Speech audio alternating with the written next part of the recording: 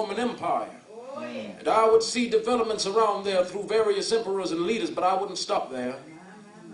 I would even come up into the day of the Renaissance and get a quick picture of all that the Renaissance did for the cultural and aesthetic life of man, but I wouldn't stop there. I would even go by the way that the man for whom I am named had his habitat. And I would watch Martin Luther as he tacked his 95 Theses on the door at the Church of Wittenberg, but I wouldn't stop there. I would come on up even to 1863 and see a vacillating president by the name of Abraham Lincoln finally come to the conclusion that he had to sign the Emancipation Proclamation, but I wouldn't stop there. I would even come up into the early 30s and see a man grappling with the problems of the bankruptcy of his nation and come with an eloquent cry that we have nothing to fear but fear itself, but I wouldn't stop there.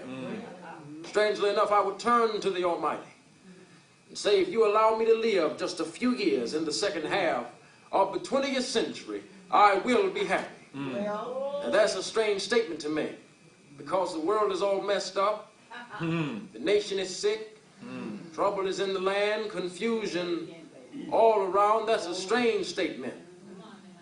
But I know somehow that only when it is dark enough can you see the stars. And I see God working in this period of the 20th century in a way that men in some strange way are responding. Something is happening in our world.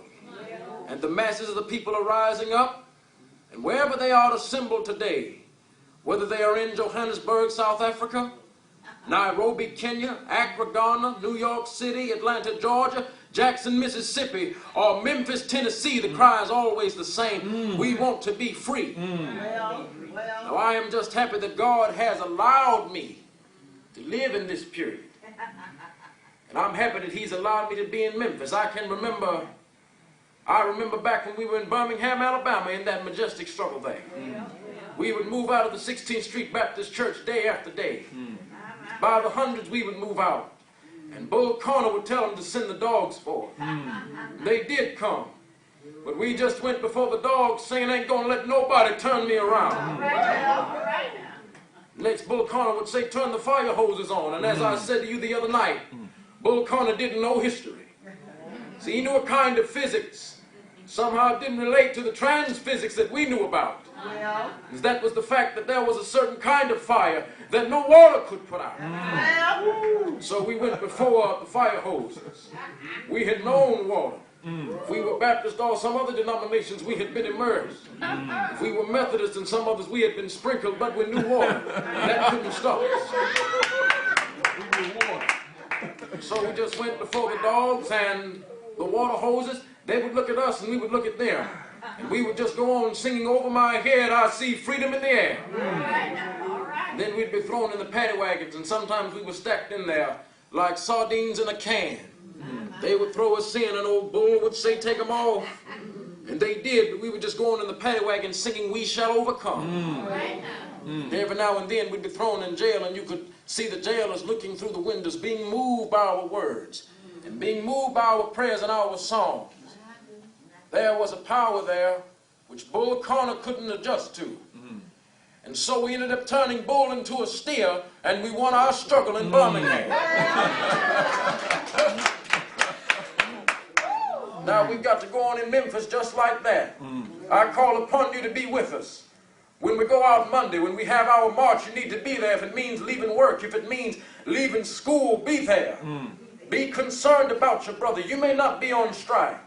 But either we go up together or we go down together. Now about injunctions. We have an injunction and we are going into court tomorrow morning to fight this illegal and unconstitutional injunction. All we say to America is to be true to what you're saying on paper. Maybe if I lived in China or even Russia or any totalitarian country, maybe I could understand some of these illegal injunctions. Maybe I could understand the denial of certain basic First Amendment privileges because they haven't committed themselves to that over there. But somewhere I read of the freedom of speech. Somewhere I read of the freedom of assembly. Somewhere I read of the freedom of press. Somewhere I read that the greatness of America is the right to protest for right. And so just as I've said, we aren't going to let any dogs or water hoses turn us around. We aren't going to let any injunctions turn us around. We are going on. You know, several years ago, I was in New York City. I was autographing the first book that I had written. And while I was sitting autographing books, a minute black woman came up. The only question that I heard from her was, "Are you Martin Luther King?" And I was looking down writing, and I said, "Yes." And the next minute, I felt something beating on my chest. Before I knew it, I had been stabbed by this demented woman. I was rushed to Harlem Hospital. It was a dark Saturday afternoon. That blade had gone through, and the x-rays revealed that the tip of the blade was on the edge of my aorta, the main artery. And once that's punctured, you are drowned in your own blood. That's the end of you. It came out in the New York Times the next morning that if I had merely sneezed, I would have died. Well, about 4 days later, they had allowed me, after my operation, after my chest had been opened and the blade had been taken out, to go around in the wheelchair in the hospital. They had allowed me to read some of the mail that came in, and from all over the states and the world, kind letters came in. I read a few, but one of them I will never forget. I had received a letter from the president and the vice president, but I have forgotten what those telegrams said.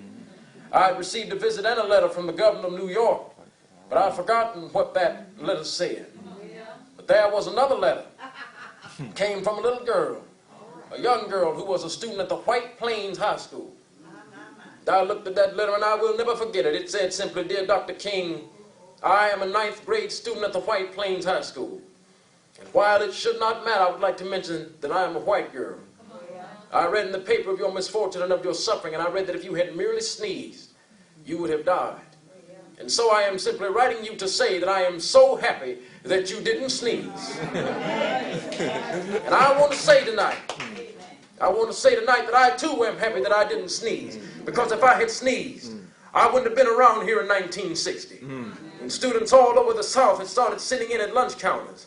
And yet I knew that as they were sitting in, they were really standing up for the best in the American dream.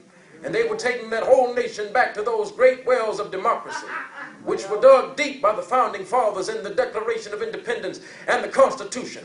If I had sneezed, I wouldn't have been around here in 1961, when we decided to take a ride for freedom and ended segregation in interstate travel. If I had sneezed, I wouldn't have been around here in 1962.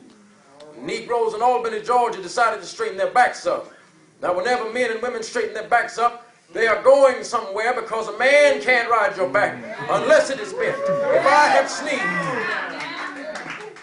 sneezed, I wouldn't have been around here in 1963, when the black people of Birmingham, Alabama, aroused the conscience of this nation and brought into being the Civil Rights Bill. If I had sneezed, I wouldn't have had a chance later that year in August to try to tell America about a dream that I had had. If I had sneezed, I wouldn't have been down in Selma, Alabama to see the great movement there. If I had sneezed, I wouldn't have been down in Memphis to see a community rally around the brothers and sisters who were suffering. So yes, I am so happy that I didn't sneeze. They were telling me that now it doesn't matter now. No, it really doesn't matter what happens now. I left Atlanta this morning, and as we got started on the plane, there were 6 of us. The pilot said over the public address system, "We are sorry for the delay, but we have Dr. Martin Luther King on the plane. And we had to be sure that all of the bags were checked and be sure that nothing would go wrong on the plane, so we had to check out everything carefully. And we've had the plane protected and guarded all night." And then I got into Memphis. Some began to say the threats, or to talk about the threats that were out, or what would happen to me from some of our sick white brothers. Well, I don't know what will happen now. We've got some difficult days ahead. But it really doesn't matter with me now, because I've been to the mountaintop. And I don't mind. Like anybody, I would like to live a long